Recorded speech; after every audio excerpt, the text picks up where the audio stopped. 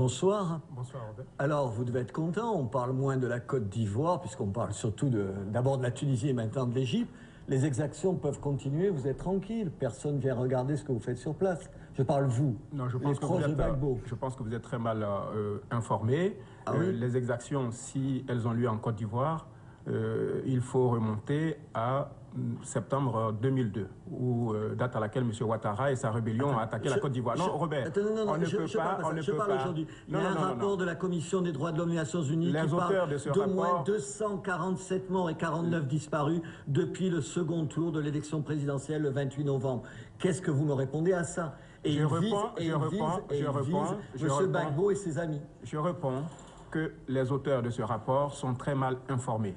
Je voulais vous rappeler simplement que la semaine dernière, 32 gendarmes et policiers assassinés par la rébellion de M. Ouattara ont été enterrés à Abidjan.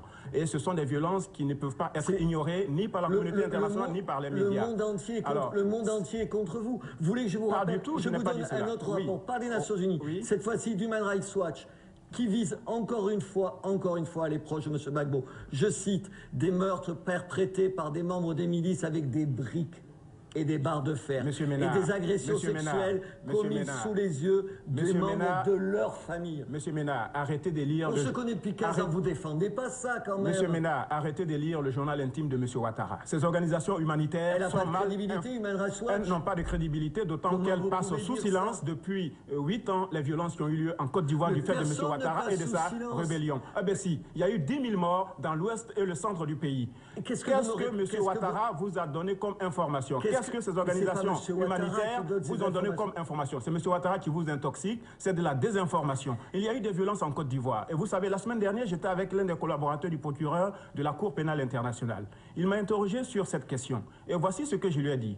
Monsieur, vous êtes invité à venir en Côte d'Ivoire. Les violences... S'il y a eu des victimes, naturellement, il faut que les auteurs soient condamnés. Il ne faut pas qu'on ait une vision à double vitesse de ces drames qui se passent en Côte d'Ivoire. Personne ne vous dit ça. Mais Robert, c'est ce que vous faites. Quand Human Rights Watch dit qu'il n'y a pas d'exactions systématiques commises par les partisans de M. Ouattara, mais que c'est ceux de M. Gbagbo. Ça, c'est la nouvelle du jour. Attendez, moi M. Ouattara et sa rébellion. Près de 10 000 personnes, près de 10 000 civils assassinés. Non, mais attendez, il ne faut quand même pas biaiser l'information. Je vous pose une question. Il faut arrêter... Depuis les élections. Depuis les élections. Pour vous, l'histoire en Côte d'Ivoire commence depuis les élections, Robert. Attendez, là, je vous pose des questions depuis les élections, puisque depuis les élections, M. Gbagbo reste au pouvoir contre l'avis de tout le monde. Qu'est-ce que vous contre l'avis de qui?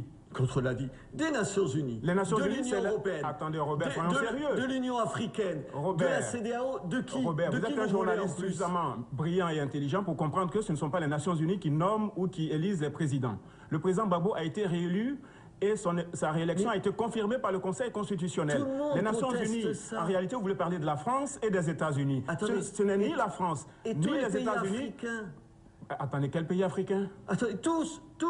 L'Union africaine. Ah ben, chapeau. L'Union africaine, qu'est-ce qu'elle a dit, l'Union africaine? L'Afrique, c'est 54 États. Non. L'Afrique, c'est 54 États. L'Afrique ne se résume pas à 3 États, Nigeria, Sénégal et Burkina, qui sont les soutiens de M. Ouattara. Les résolutions de l'Union africaine, c'est quoi? Cher ami, Robert, je pense que l'intérêt ici, c'est d'apporter des informations justes mais je vous pose à des votre questions. auditoire. Je vous pose des questions. Il ne faut pas lire le journal intime de M. Ouattara. Les responsables des crimes en Côte d'Ivoire de 2002 à 2010 doivent être poursuivis et condamnés par la justice. Absolument. Et c'est cela notre position et nous n'avons aucun complexe à ce sujet-là. Et je tiens vraiment à le réaffirmer ici. En juin 2003, le président Gbagbo a ratifié le traité de Rome qui reconnaît la compétence universelle. Ce qui veut dire qu'il a choisi lui-même de permettre à des citoyens ivoiriens. Oui, mais il a bien fait. Prenons ce point-là. Oui. La Cour pénale internationale, c'est d'elle dont vous venez de parler. Donc elle a décidé de lancer une enquête sur ce qui se passe, en particulier, laissez-moi finir, sur les casques bleus. Et elle dit, les Nations Unies disent, c'est M. Gbagbo et les siens qui s'en prennent aux casques bleus.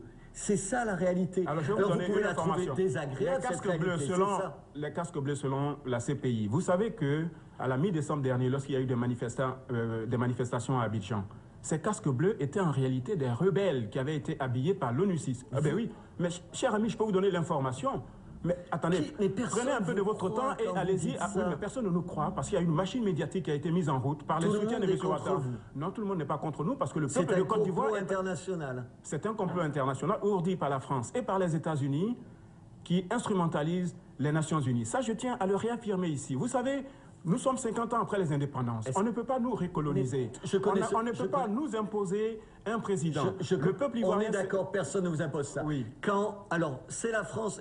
Quand l'Union européenne, c'est 27 pays... c'est encore pire. L'Union européenne n'a même pas à se mêler de nos affaires. L'Union européenne n'a même pas à se mêler des affaires ivoiriennes. Quand l'Union européenne met en place des sanctions individuelles contre M. Laurent Gbagbo et des dizaines de ses collaborateurs, qu'est-ce que vous dites? Vous dites « je suis content, j'y ai échappé » ou vous dites « c'est encore le complot » ? Là, puisque vous parlez des sanctions individuelles, moi je vais d'abord dire que je suis outré par cette façon de faire. Vous savez, l'Europe a connu 2 guerres mondiales qui ont fait des millions de victimes. L'Europe ne peut pas soutenir une rébellion. L'Europe ne peut pas soutenir des assassins. Alors aujourd'hui, on prend des sanctions contre le président Gbagbo parce qu'il refuserait de céder son fauteuil à M. Ouattara. Cela est injuste et inéquitable. Alors maintenant, sur ces sanctions en particulier, vous savez qu'on le fait pour gêner l'action diplomatique du président Gbagbo, mais il y a un nom dans la liste des sanctionnés qui m'interpelle. Un Libanais, un ressortissant ivoirien d'origine libanaise, M. Roland Daguerre, c'est un vieux monsieur. On l'a sanctionné pourquoi ? Alors qu'ils doivent se rendre régulièrement en Europe pour des soins. Est-ce que cela est vraiment humain? C'est une manière de faire que nous n'acceptons pas. Très bien. Ce n'est pas juste. Il faut que l'Europe se ressaisisse. Et ce n'est pas à l'Europe, je le redis, Robert, ce n'est pas à l'Europe de choisir les dirigeants des pays africains. J'insiste sur ce point. Ni M. Sarkozy, ni Mme Ashton n'ont le droit de désigner nos dirigeants en Afrique et encore moins en Côte d'Ivoire. Personne ne demande à choisir les dirigeants africains, c'est le peuple de Côte d'Ivoire qui les a choisis. Voilà. Quand les spécialistes disent que Laurent Gbagbo est pris à la gorge, qu'il aura bientôt plus d'argent, qu'il a juste de l'argent pour se réarmer en ce moment, qu'est-ce que vous dites? Vous parlez de quels spécialistes? Ceux qui sont à Château-Rouge à sonder les Africains, à parler avec eux? Tous les spécialistes disent qu'il va bientôt ne plus avoir d'argent, mais le peu d'argent qu'il a, il l'utilise pour se réarmer. Est-ce que c'est vrai? Là encore, vous me ressortez le journal intime de M. Ouattara. Tout ce que je vous dis, c'est M. Ouattara. Oui, puisque c'est M. Ouattara qui agite et manipule les médias. Il faut être sérieux. Y compris ici. La Côte d'Ivoire est un pays solide.